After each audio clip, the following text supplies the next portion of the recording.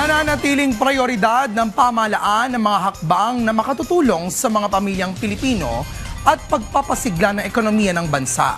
Ito'y kasunod ng pag-angat sa upper middle income country status ng Pilipinas. Yan ang report ni Carlo Candelaria.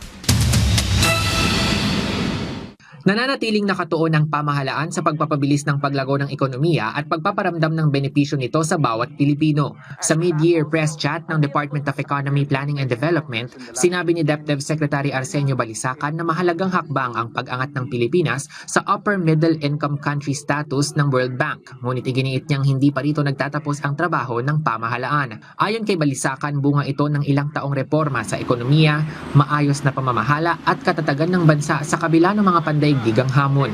Aminado ang kalihim na nananatiling malaking hamon ang inflation at epekto ng mga pandaigdigang krisis gaya ng sigalot sa gitnang silangan.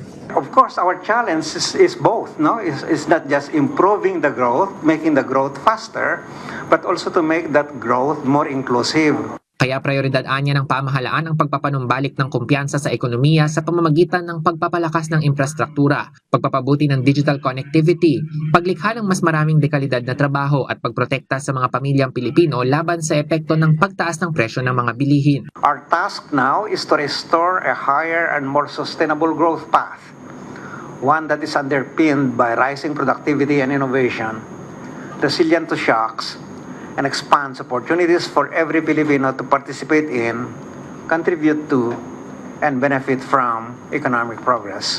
Sa kabila ng unti-unting pagkawala ng concessional loans dahil sa bagong income classification ng bansa, sinabi ng kalihim na inaasahang mababawi ito sa pamamagitan ng mas mataas na investor confidence at mas malaking oportunidad para sa pamumuhunan. Samantala, umaasa rin ang DepDev na gaganda ang takbo ng ekonomiya sa nalalabing bahagi ng taon, habang nananatili ang 3.5 hanggang 4.5% na GDP growth target para sa 2026. Carlo Luis Candelaria para sa Bayan.